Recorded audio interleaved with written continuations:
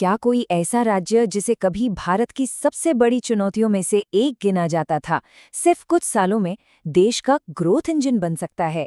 चलिए आज उत्तर प्रदेश के इसी विवादास्पद लेकिन एक बेहद अनोखे बदलाव की कहानी को जरा करीब से देखते हैं।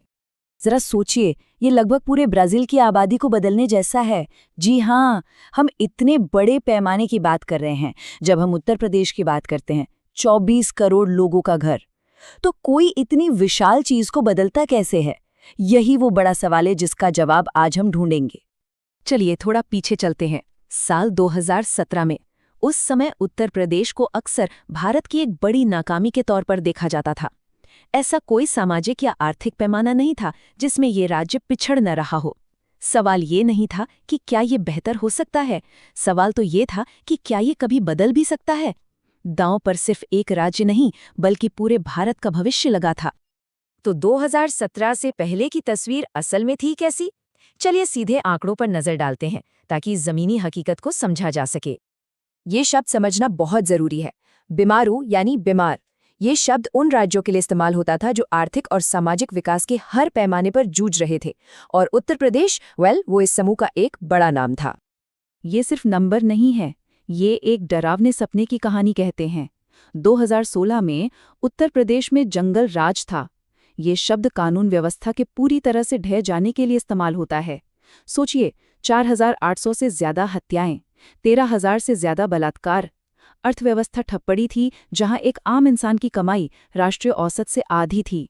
ये एक ऐसा राज्य था जो सचमुच ढहने की कगार पर था। और फिर सब कुछ बदल गया।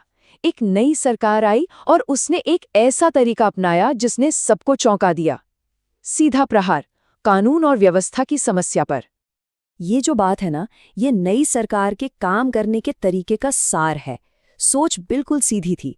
जब तक सुरक्षा नहीं होगी तब तक ना तो निवेश आएगा और ना ही विकास होगा।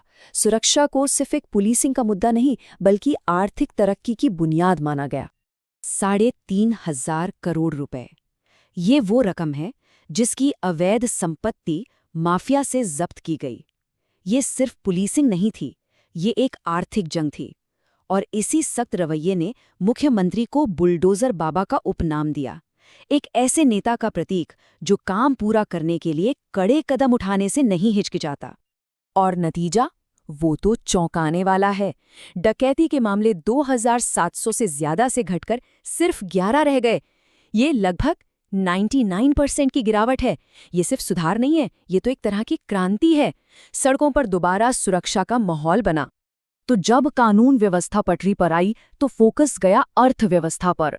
चलिए देखते हैं कि कैसे इस राज्य ने ठहराव से निकलकर तेज रफ्तार पकड़ी। जैसे ही सड़कें सुरक्षित हुई, पैसा आने लगा। इस चार्ट को देखिए, सिर्फ 7 सालों में अर्थव्यवस्था दुगनी हो गई। इससे उत्तर प्रदेश आज भारत की दूसरी सबसे बड़ी अर्थव्यवस्था बन गया है, महाराष्ट्र के ठीक पीछे। ये सिर्फ विकास नहीं है, ये एक धमाका है। लेकिन इन बड़े बड़े नंबरों का आम लोगों के लिए क्या मतलब है? इसका मतलब है कि एक औसत इंसान की आमदनी दोगुनी हो गई है। 2017 में 47,000 रुपए से आज लगभग 1 लाख रुपए तक। मतलब बेहतर जिंदगी, बेहतर मौके और एक सुनहरा भविष्य। देखिए, बिना सड़कों और हवाई अड्डों के अर्थव्यवस्था नहीं बन सकती।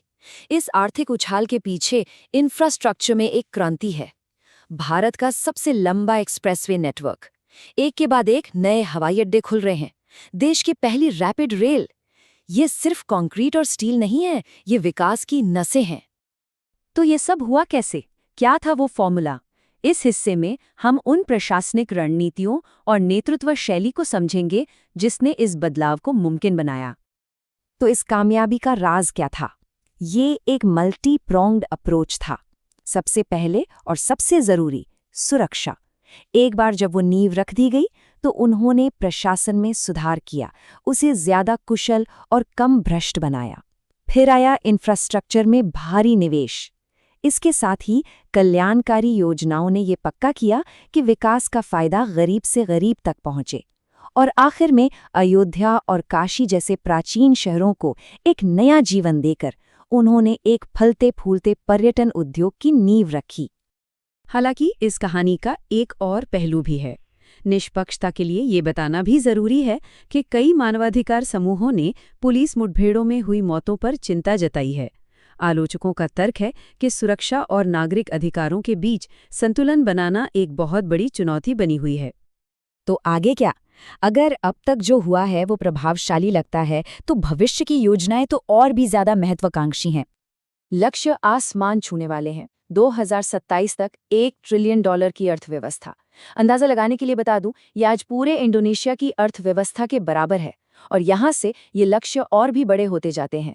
ये सिर्फ विकास नहीं है, ये एक वैश्विक आर्थिक शक्ति बनने का रोड मैप है।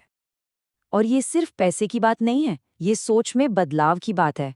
उत्तर प्रदेश अब सिर्फ दूसरे भारतीय राज्यों की बराबरी करने की कोशिश नहीं कर रहा है, वो नेतृत्व करना चाहता है।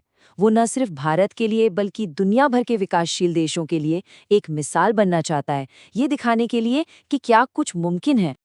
और हम इसी सवाल के साथ आज की बात खत्म करते हैं। क्या उत्तर प्रदेश का ये बदलाव भविष्य के विकास का एक सफल ब्लूप्रिंट है जिसे दोहराया जाना चाहिए, या ये एक ऐसा मॉडल है जिसकी कुछ ऐसी कीमतें भी हैं जिन पर और सोचने की जरूरत है? इसका जवाब शायद वक्त ही देगा।